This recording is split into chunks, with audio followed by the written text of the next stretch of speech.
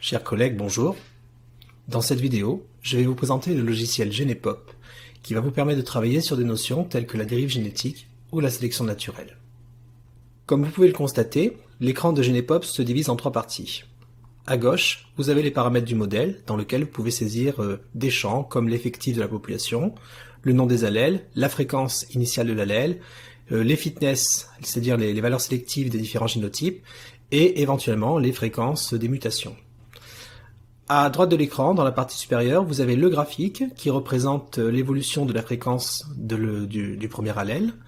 Et dans la partie inférieure de cette moitié de l'écran, vous avez les boutons qui permettent de lancer la simulation, éventuellement d'effacer toutes les courbes, d'exporter les courbes pour un usage sous Excel, ou encore de charger, d'enregistrer ou de partager le modèle sur lequel vous travaillez. Contrairement à d'autres logiciels, GenePop permet de travailler avec des effectifs soit infinis, soit des effectifs finis. On va laisser les paramètres par défaut, ici un effectif fini de 100 individus, et on va lancer une simulation. J'appuie sur exécuter une simulation, et j'obtiens un graphique sur lequel je vois les fluctuations de la fréquence de l'allèle A. Ces fluctuations sont bien entendu dues à la dérive génétique. Donc ce modèle va simuler une population de 100 individus diploïdes portant deux allèles qui sont nommés ici A et B et qui se reproduisent de manière totalement panmictique, sans préférence sexuelle. On peut changer le nom des allèles, par exemple je peux mettre HBA et HBS si je veux étudier par exemple la drépanocytose. Je peux également changer la fréquence de l'allèle 1, mais je vous recommande de le laisser sur 0,5. On peut effectuer plusieurs simulations, et à ce moment-là, on le voit, les courbes se superposent. Si maintenant je veux travailler avec un effectif infini, il me suffit de mettre 0 dans l'effectif ici. Et à ce moment-là, je constate que dans les conditions définies dans les paramètres du modèle, la fréquence de l'allèle HBA est stable. Si maintenant je veux par exemple prendre en compte les avantages et désavantages que confère cet allèle, je peux changer les valeurs sélectives ici. Alors prenons par exemple le cas d'un pays comme la France. En France, où il n'y a pas de paludisme, les génotypes les plus avantageux bien sûr sont HBA-HBA, HBA-HBS, puisque les individus qui portent ce génotype ne souffrent pas de la drépanocytose. On va baisser un petit peu la valeur sélective du génotype HBS-HBS qui correspond au phénotype drépanocytaire en mettant par exemple 0,9. Si j'exécute la simulation, je constate que la fréquence de l'allèle HBA augmente jusqu'à tendre vers 1. Je peux augmenter le nombre de générations si je veux. Voilà, pour voir qu'effectivement, la fréquence de l'allèle HBA tend vers 1. Ici, je viens de simuler la sélection naturelle.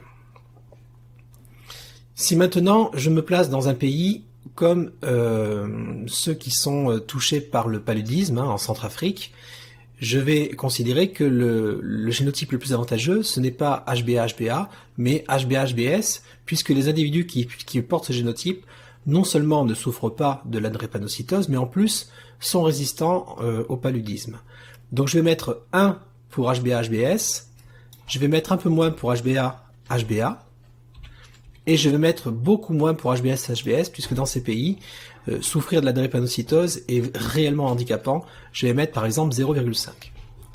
Eh bien, si je lance la simulation, je vois que la fréquence de l'allèle HBA va se stabiliser autour de 0,8, 0,82 à peu près, et donc que la fréquence de l'allèle HBS doit tourner autour de 0,18. C'est-à-dire 18%, ce qui correspond à peu près à ce qu'on observe dans ces pays. Si j'avais pris un effectif qui n'est pas infini, mais qui est par exemple de 1000 individus, j'aurais obtenu le même résultat, mais avec des fluctuations bien entendu liées à la dérive génétique. Enfin, on peut constater que on obtient des résultats très similaires que l'effectif soit infini ou égal à 1000. On peut travailler également sur l'effet des mutations. Alors, je vais reprendre les valeurs par défaut.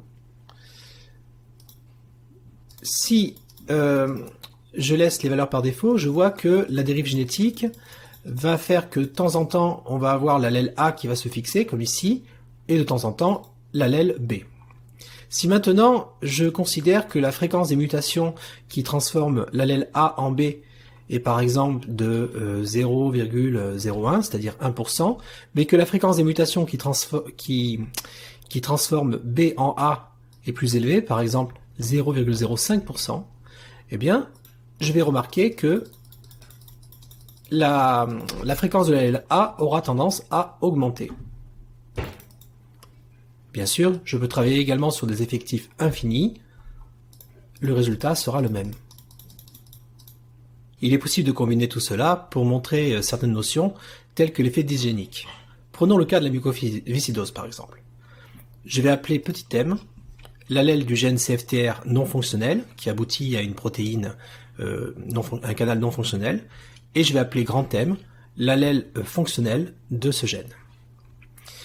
Alors, je vais considérer que on ne peut pas se reproduire, ce qui est le cas d'ailleurs lorsqu'on porte le génotype petit m, donc je mets une valeur sélective de 0 pour ce génotype.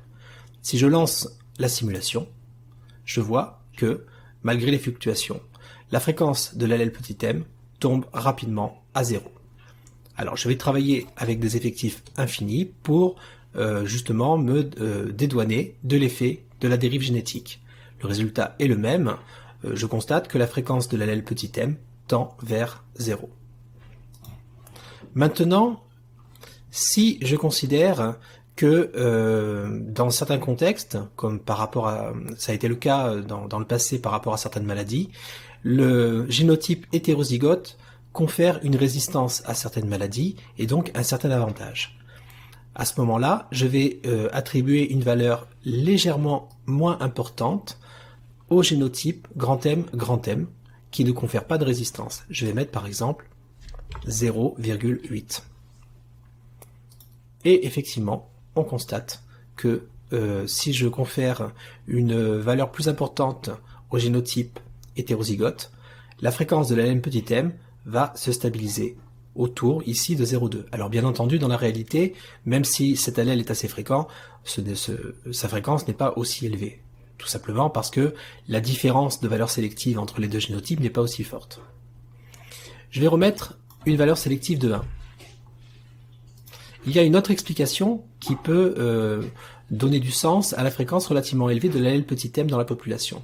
C'est la fréquence des mutations. Les mutations qui font passer l'allèle fonctionnel à l'allèle non fonctionnel sont plus fréquentes, évidemment, que les mutations qui rétabliraient un allèle fonctionnel. Alors, je vais considérer, tant elles sont improbables, que les fréquences qui font passer de petit m à grand M sont quasiment nulles. Je vais mettre par exemple 0,0001. Je vais considérer que les fréquences qui font passer, les mutations qui font passer de grand M à petit m sont plus fréquentes. Je vais mettre 0,01.